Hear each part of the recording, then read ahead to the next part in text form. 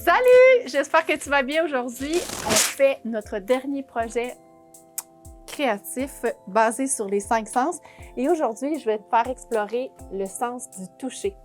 Alors, j'ai choisi, c'est pour ça que je suis habillée en jeans, c'est thématique.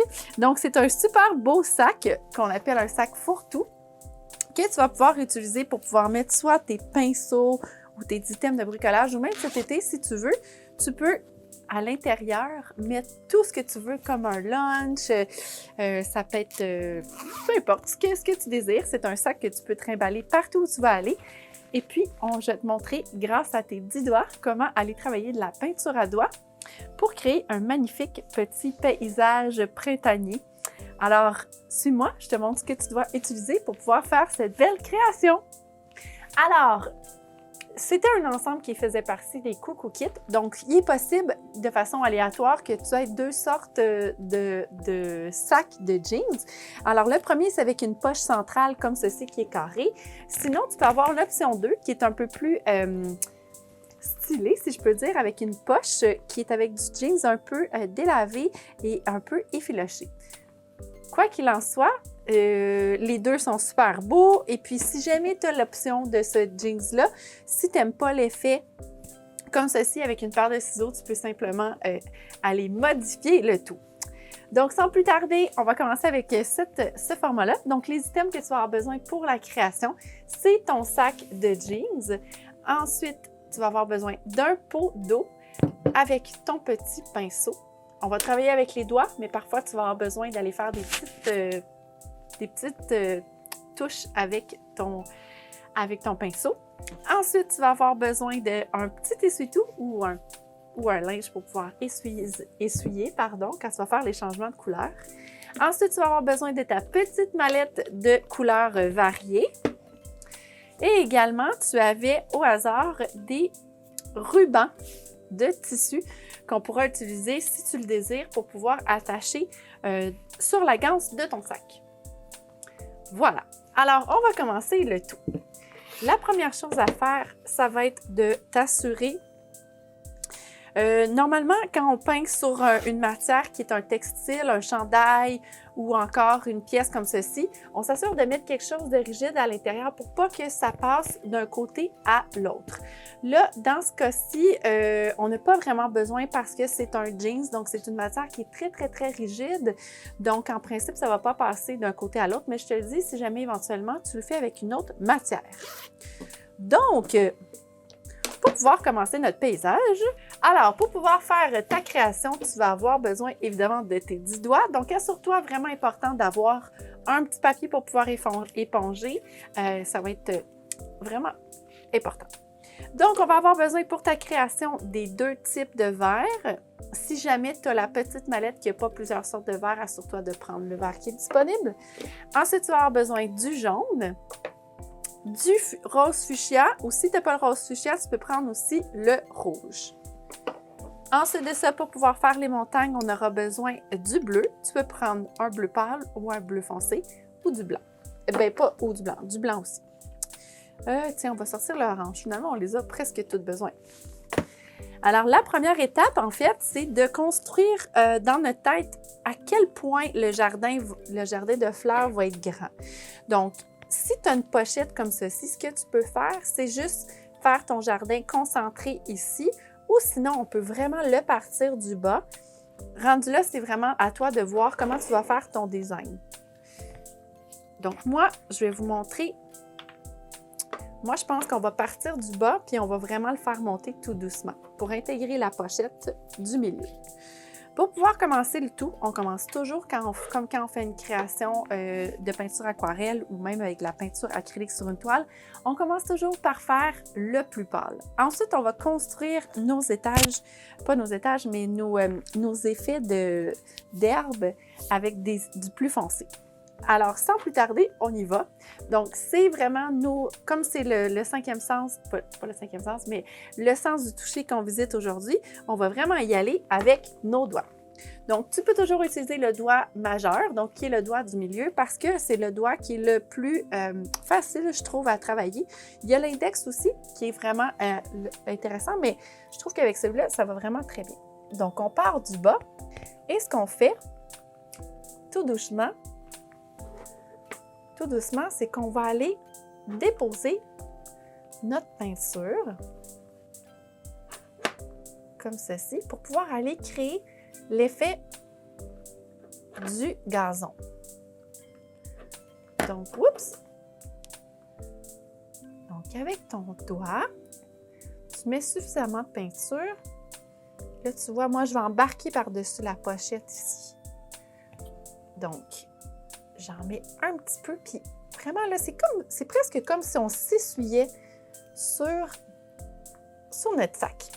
Mais on veut aller créer l'effet du gazon. Comme ceci. Donc là, évidemment, hein, si tu veux en mettre partout, tu peux. C'est juste que moi, je veux vraiment faire une première couche gazonnée, puis ensuite, je vais aller faire des petites montagnes. Alors là, ça serait ma première étape. Donc là, j'ai vraiment le gazon qui monte vers le haut de mon sac. Une fois que tu as terminé ça, il y a deux façons d'aller détailler vraiment notre effet d'herbe. Donc là, ce que tu peux faire, c'est aller passer par-dessus la couche la plus pâle et on va aller donner un effet un peu plus foncé. Parce que dans la vraie vie, tu sais, quand tu regardes l'herbe, il y a toujours des petits bouts un peu plus foncés que d'autres. Donc, tu repasses sans couvrir à 100% par-dessus les brindilles. Alors, tu vois, ça fait vraiment comme deux couleurs différentes. Évidemment, ça reste un vert, mais comme on a un plus pâle et un plus foncé, ça fait un effet qui est plus réaliste. C'est tellement fun de peindre avec les doigts en plus. Donc là, tu vois, j'en ai mis un peu comme ça. Si tu veux, tu peux également, il n'y a rien qui t'empêche, je sais que le thème aujourd'hui, c'est vraiment le toucher, mais il n'y a rien qui t'empêche, comme par exemple ici, tu vois, j'ai fait des petits traits un petit peu plus précis. Donc, tu peux prendre la peine d'aller travailler avec ton pinceau, puis de faire des petites touches en ligne droite, un peu plus précises, par-dessus ta couleur un peu plus pâle. Donc là, on va vraiment avoir un effet d'herbe un peu plus fine, si on veut. Donc là, on a quand même travaillé avec notre toucher. Là, on va aller détailler comme ceci. Là, ça commence à prendre forme. Là, c'est pas facile parce que je travaille à l'envers. Et voilà. Donc là, tu peux faire des petits traits, même à répétition, un peu plus précis vers le haut en faisant l'effet brossé. Comme ceci. Voilà. Ensuite de ça, on va aller déposer notre pinceau dans l'eau. On va le faire rincer un tout petit peu. Et là, ce que je veux, c'est aller faire un jardin de fleurs. Je sais qu'il y a des garçons qui ont acheté le Coucou Kit pour cette édition-ci. Si toi, tu n'as pas envie de faire des fleurs, tu n'es pas obligé. Okay? Puis si tu as le goût de faire juste un gazon avec des montagnes, puis tu es une fille aussi, tout se peut. Là. Moi, je donne toutes les options, puis après, tu le personnalises comme tu as envie. Parce que l'objectif, moi, quand je crée un projet, ce que je veux, c'est que tu l'utilises puis qu'il ne reste pas caché en dessous de ton lit. Donc, vas-y avec ton cœur, vas-y avec qu'est-ce que tu as envie, puis surtout, qu'est-ce qui t'intéresse. Pour la suite, on va aller faire, comme ici, une série de petites... moi, dans ma tête, je m'imagine que c'est des tulipes, mais ça peut être la fleur de ton choix. Donc, on dépose tout doucement des petites touches roses pour pouvoir faire l'effet comme s'il y avait des millions de tulipes ou de fleurs dans mon jardin. Et voilà. Comme ceci. Après, je vais le plonger. Et là, ensuite, moi, j'aime bien l'effet avec des fleurs un petit peu plus précises aussi. Pas précises, mais tu sais, des fois, dans les jardins, là, il y a des fleurs. Là, moi, quand j'étais petite, j'appelais ça des fleurs qui ressemblaient à des petites fleurs de moutarde. Là. C'est comme ce que j'ai essayé d'illustrer ici, encore là, c'est pas avec le toucher, mais on fait un petit mélange aujourd'hui. Donc, c'est une série de petits picots jaunes pour pouvoir représenter ces fleurs-là. Donc, ce que tu fais, c'est comme plein de petites touches de picots jaunes qui vont monter vers le haut, comme si c'était une petite branche spéciale dans ton jardin. Comme ceci. Je suis sûre que tu as déjà vu ça, là, ce genre de branche-là. Là. Pendant l'été, dans les champs, on en voit. Je ne sais pas comment ça s'appelle, mais en tout cas, c'est vraiment beau. Donc, tu vois, tu en déposes un petit peu ici. Tu peux en faire beaucoup, beaucoup, beaucoup, ou tu peux en faire juste un petit peu.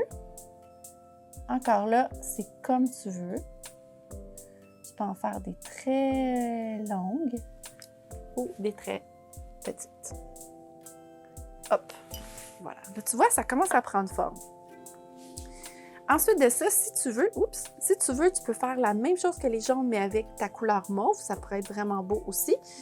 Et tu peux aussi, également, tu sais, dans les champs comme ça, il y a des marguerites. Donc, on pourrait prendre notre petit doigt puis aller faire des mini touches blanches. Faire comme s'il y avait aussi dans notre champ des petites fleurs marguerites. Donc, plus tu pèses fort, plus ta fleur va être grosse. Moins tu pèses fort, comme ça, plus tes petites marguerites vont être délicates. Voilà. Et là, si tu veux, tu peux le laisser comme ça. Moi, ce que je trouvais beau aussi, c'est de faire des montagnes avec un petit soleil. Donc, on va prendre la peine de faire ça aussi, comme on a un peu de temps devant nous. Alors, avec la couleur bleu pâle, ben c'est pas bleu pâle, en fait, c'est un bleu un peu plus foncé. On va à nouveau tremper notre doigt. Là, tu peux faire les montagnes ici ou tu peux les faire en haut de ta pochette. Tout dépend de ce que tu aimes. Moi, je pense que je vais simplement aller au-dessus de ma pochette. Donc, tu appliques la peinture directement sur ta pochette et on va faire une espèce de triangle. Puis là, tu fais juste frotter. Comme c'est le toucher qu'on met en valeur aujourd'hui, on veut quand même que notre création soit faite avec notre toucher. Donc là, on aurait une première montagne. Si tu peux embarquer un petit peu ici, comme ça. Puis, je vais même en faire une deuxième, un peu plus petite. Donc, ce que je fais, c'est un petit triangle. Je pourrais même en faire une autre ici. Comme ça. Je vais en faire 3. Tiens, ça va être beau avec 3. Donc là, c'est comme si on s'essuie dans le fond sur notre sac de jeans. Comme ça. Voilà. Comme ça. Puis là, on va aller faire la touche finale.